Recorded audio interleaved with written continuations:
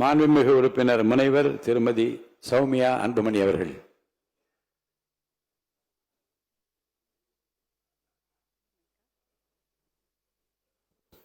மாண்புமிகு பேரவை தலைவர் அவர்களே, மாண்புமிகு முதலமைச்சர் விஜய் அவர்கள் தலைமையிலான அரசின் மீது நம்பிக்கை கோரும் தீர்மானத்தின் மீதான விவாதத்தில் பங்கேற்று பேச வாய்ப்பளித்தமைக்காக தங்களுக்கு நன்றி தெரிவித்துக் கொள்கின்றேன்.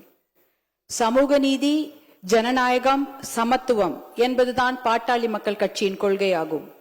இந்த கொள்கை நோக்கங்களை எட்டுவதற்காகத்தான் பாட்டாளி மக்கள் கட்சி தொடர்ந்து பாடுபடுகிறது. போதையில்லாத தமிழ்நாடு, சமூக நீதி மற்றும் வளர்ச்சியில் சிறந்த புதியதோர் தமிழகம் படைப்போம் என்பதுதான் பாட்டாளி மக்கள் கட்சியின் நிலைப்பாடு ஆகும். பாட்டாளி மக்கள் கட்சியின் கொள்கைகளும் நோக்கங்களும் எப்போதும் தமிழ்நாட்டின் நலனை முன்னிறுத்துபவையாகும். தமிழ்நாட்டில் 69% இட ஒதுக்கீட்டை பாதுகாக்க சமூக நீதி கணக்கெடுப்பு எனப்படும் சாதிவாரி சர்வே நடத்த வேண்டும். அதன் அடிப்படையில் அனைத்து சமூகங்களுக்கும் விகிதாச்சார பிரதிநிதித்துவம் அளிக்கப்பட வேண்டும். பெண்களின் பாதுகாப்பையும் முன்னேற்றத்தையும் உறுதி செய்ய வேண்டும். முழு மதுவிலக்கு மற்றும் போதைப் பொருட்களை முற்றிலுமாக ஒழிக்க வேண்டும். நீர் மேலாண்மைக்கு முக்கியத்துவம் அளித்து பாசன திட்டங்களை செயல்படுத்த வேண்டும்.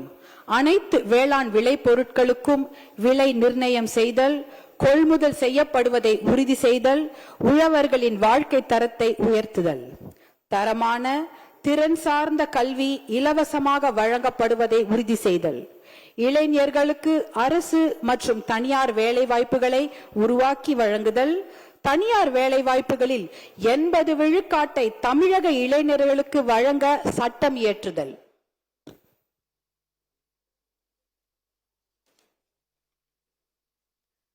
அனைவருக்கும் தரமான மருத்துவம் இலவசமாக வழங்கப்படுவதை உறுதி செய்தல், சுற்றுச்சூழலை பாதுகாத்தல், சதுப்பு நிலங்கள் ஆக்கிரமிக்கப்படுவதை தடுத்து நிறுத்துதல், மணல், கிரனைட், கருங்கல் உள்ளிட்ட கனிம வளங்கள் கொள்ளையடிக்கப்படுவதை தடுத்தல், தமிழ் மொழி வளர்ச்சி, கலாச்சாரம் ஆகியவற்றை பாதுகாத்தல் ஆகியவைதான் பாட்டாளி மக்கள் கட்சியின் நோக்கங்கள் ஆகும். மாண்புமிகு முதலமைச்சர் அவர்கள் தலைமையிலான ஆளுங்கட்சியும் சட்டப்பேரவை தேர்தலுக்கு முன்பாக வெளியிட்ட தேர்தல் அறிக்கையில் பாட்டாளி மக்கள் கட்சியின் கொள்கைகள், நோக்கங்கள் ஆகியவற்றுக்கு ஒத்துப்போகும் வகையில்தான் வாக்குறுதிகளை வழங்கியது.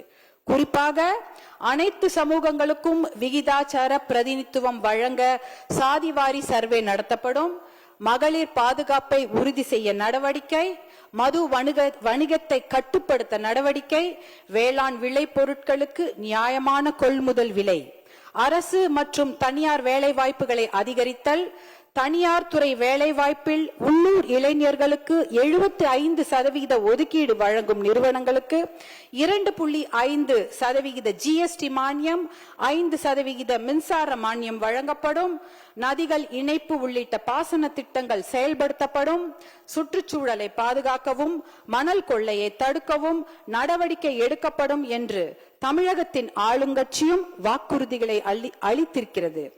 தமிழகத்தின் முதலமைச்சராக பொறுப்பேற்ற மாண்புமிகு விஜய் அவர்கள் சட்டம் ஒழுங்கை பாதுகாப்பதற்கான நடவடிக்கைகள் குறித்து விவாதித்த பின் வழிபாட்டு தலங்கள், பள்ளிகள், மக்கள் கூடும் இடங்கள் ஆகியவற்றுக்கு அருகில் உள்ள 717 மதுக்கடைகளை அடுத்த 2 வாரங்களுக்குள் மூட ஆணையிட்டிருக்கிறார்.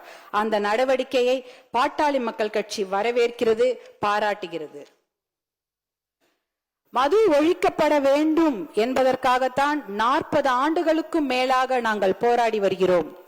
உச்ச நீதிமன்றம் வரை சென்று சட்ட போராட்டம் நடத்தி தேசிய அளவில் 90,000 மதுக்கடைகளையும் 90,000 வைன் ஷாப்ஸ், தமிழ்நாட்டில் 3,321 மதுக்கடைகளையும் மூடியது பாட்டாளி மக்கள் கட்சி தான்.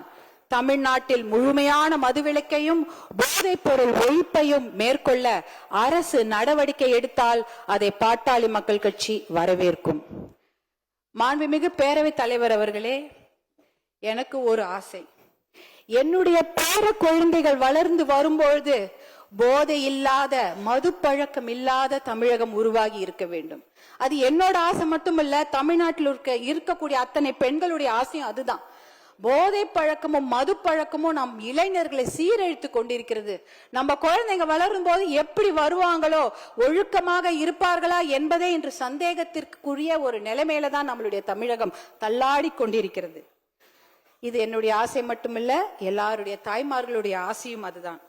அதற்கு முதற்கட்டமாக நேற்று நம்முடைய மாண்புமிகு முதலமைச்சர் அவர்கள் 717 மதுக்கடைகளை மூடப்படுவதாக அறிவித்திருக்கிறார். அதை நாங்க மனமார்ந்து பாராட்டுகிறோம், வரவேற்கிறோம், அதற்கு நன்றிகளை தெரிவித்துக் கொள்கின்றோம்.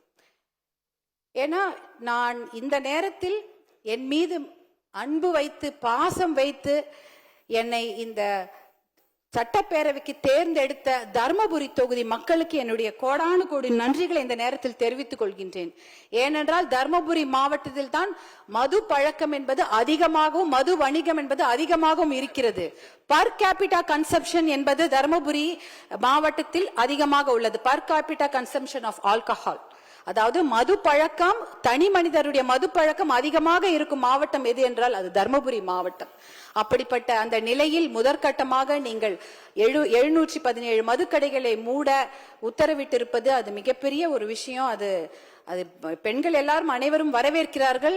என்னுடைய தர்மபுரி தொகுதியில பேருந்து நிலையத்துக்கு அருகில் ஒரு 3 டாஸ்மாக் கடைகளை நேற்று மூடி இருக்கிறார்கள். இதற்கு எங்களுடைய பாராட்டுதல்களை நாங்கள் கண்டிப்பாக தெரிவித்துக் கொள்கின்றோம். அதே போல ஒரு மதுக்கடையை மூடுனா அதற்கு பக்கத்துல ஒரு 4-5 சந்து கடைகளை திறந்து விடுகிறார்கள்.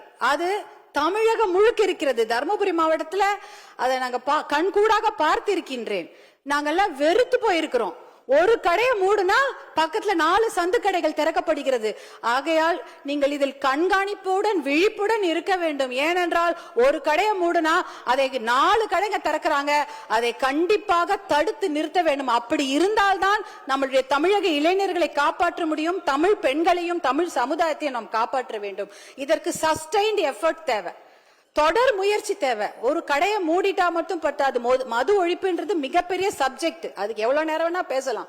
ஆனா அந்த ஒரு கடையை மூடுனா இன்னொரு கடை திறக்காம பார்த்து கொள்ள வேண்டும். அதற்கு விழிப்புடன் தொடர் முயற்சி தேவைப்படுகிறது. அதையும் நாங்க இந்த வேண்டுகோளாக இப்ப சொல்கின்றோம். அடுத்ததாக பாத்தீங்கன்னா, என்னை போன்ற பெண்கள் படிப்பதற்கும் கல்லூரிக்கு போவதற்கும் வேலைக்கு போவதற்கும் இது போல சட்டமன்றத்தில் பேசுவதற்கும் ஏன் ஓட்டுரிமை பெறுவதற்கு கூட எத்தனை நூற்றாண்டுகள் ஆகிவிட்டது. எத்தனையோ நூற்றாண்டுகள் அந்த மாதிரி பெண்கள் வெளியே வர முடியாத ஒரு நிலைமை. ஆனா இன்னைக்கு அதையெல்லாம் மீறி பெண்கள் வந்து சாதித்திருக்கிறார்கள். படிக்கிறாங்க, கல்லூரிக்கு போறாங்க, வேலைக்கு போறாங்க. இப்படி மாமன்றத்தில் வந்து பேசக்கூடிய அத்தனை விஷயங்களும் நடந்து கொண்டிருக்கிறது. ஆனால் இந்த போதை பழக்கம் மது பழக்கம் இருக்கும் போது எந்த பெண்களுக்கும் பாதுகாப்பில்லாத ஒரு நிலைமை. டாஸ்மாக் கடையை தாண்டும் போது ஒரு பெண்ணும் தலை குனிந்துதான் போவாங்க. ஏன் தெரியுங்களா? அந்த பக்கத்துல தலை நிமிந்து பார்த்தா யாராவது ஐ கான்டாக்ட் வந்துருச்சுன்னா என்ன மாதிரி விமர்சனங்களை தாங்க வேண்டுமோ, எப்படி கேலி பண்ணுவாங்களோ, யாராவது தப்பா சொல்லுவாங்களோ பேசுவாங்களோன்னு பயந்து கொண்டு தலை குனிந்து போய் கொண்டிருப்பார்கள். இந்த பக்கம் அந்த பக்கம் பார்க்கவே மாட்டாங்க, அப்படியே போவாங்க. ஏன் இந்த நிலைமை? ஒரு வீட்டுல இருந்து வெளியில வரத்துக்கே எங்களுக்கு இவ்வளவு நாள் ஆச்சு. திருப்பி எங்களை கொண்டு போய் வீட்டிலே உட்கார வைக்கிற அந்த நிலைமையை கொண்டு வந்தது இந்த போதை பழக்கம் தான், மது பழக்கம் தான். இந்த கற்காலத்துக்கே எங்களை கூட்டிக் கொண்டு போய்விடுவார்களோ என்ற பயம். ஏனென்றால் இன்றைக்கு பெண்கள் பாதுகாப்பு மிகப்பெரிய கேள்விக்குறியாக இருக்கிறது. வெளியில படிக்கிறதுக்கு அனுப்புறதுக்கு பயம், ஹாஸ்டலுக்கு அனுப்புறதுக்கு பயம், வேலைக்கு வெளியூருக்கு அனுப்புறதுக்கு பயம். வேலைக்கு போன பொண்ணு பத்திரமா பேருந்துல இருந்து வீட்டுக்கு வருவாங்களா, இல்ல தொடர்வண்டி நிலையத்துல ஏதாவது நடக்குமா, பத்திரமா இரவு வீடு வந்து சேருவார்களா, இப்படி எதற்கு எடுத்தாலும் பயம் பயம் பயம்தான். ஏன்னா அந்த அளவுக்கு போதை பழக்கம் மது பழக்கம் இதனால் பெண்கள் பாதுகாப்பு மிகப்பெரிய அச்சுறுத்தலுக்கு ஆளாகி இருக்கிறது. இதை தடுப்பதற்காக சிங்கப்பெண் என்ற ஒரு தனி பிரிவை முதலமைச்சர் அவர்கள், மாண்புமிகு முதலமைச்சர் அவர்கள் ஏற்படுத்தி இருப்பதற்கு எங்களுடைய மனமார்ந்த நன்றியை தெரிவித்துக் கொள்கின்றோம். அதே சமயம் ஒரு ஆக்கப்பூர்வமான ஒரு சஜஷன் தான். இந்த துறையை தனியாக ஏற்படுத்தி அதற்கு ஒரு டிஜிபி அவர்களை போட்டு நீங்க அவர் கீழே ஒரு பெரிய குழுவை அமைத்தீர்கள் என்றால் அது விமன் சேஃப்டிக்கு மட்டுமல்ல, விமன் எம்பவர்மெண்ட்டுக்கும் ஒரு மிகப்பெரிய ஒரு நடவடிக்கையாக அமையும் என்பதை இந்த நேரத்தில் நான் உங்களுக்கு வேண்டுகோளாக வைக்க விரும்புகின்றேன். பாட்டி வீட்டுக்கு பத்திரமா போயிட்டு வரணும் குழந்தைங்க. அதுதான் ஒரு பாட்டி வீட்டுக்கு போற குழந்தைய கூட இன்னைக்கு பாலியல் வன்கொடுமை, கூட்டு பாலியல் வன்கொடுமை போன்ற கொடுமைகள் நிகழ்ந்து கொண்டிருக்கிறது. அதை தடுத்து நிறுத்த வேண்டும். ஒரு பெண்ணா அதை தான் என்னால கேட்க முடியும். அந்த அளவுக்கு மனம் குமிறி போய் கிடக்கிறோம் நாங்கெல்லாம். அதே நேரத்தில் சமூக நீதிக்கு பாதிப்பு ஏற்படுத்தும் செயல்களையோ தமிழ்நாட்டு மக்களுக்கு எதிரான நடவடிக்கைகளையோ தமிழக அரசு மேற்கொண்டால் அதை பாட்டாளி மக்கள் கட்சி எதிர்க்கும். அந்த அடிப்படையில் தமிழ்நாட்டின் முன்னேற்றத்தையும் தமிழக மக்களின் நலனையும் கருத்தில் கொண்டு மாண்புமிகு முதலமைச்சர் விஜய் அவர்கள் தலைமையிலான அரசின் மீது நம்பிக்கை கோரும் தீர்மானத்தின் மீதான வாக்கெடுப்பில் பாட்டாளி மக்கள் கட்சி விலகி இருக்க விரும்புகிறது. We are abstaining from voting. மிக்க நன்றி. பிளே ஸ்டோர் மற்றும் ஆப் ஸ்டோரில் இருந்து பாலிமர் செயலியை QR கோடு மூலம் பதிவிறக்கம் செய்யுங்கள். செய்திகளை உடனுக்குடன் பெறுங்கள்.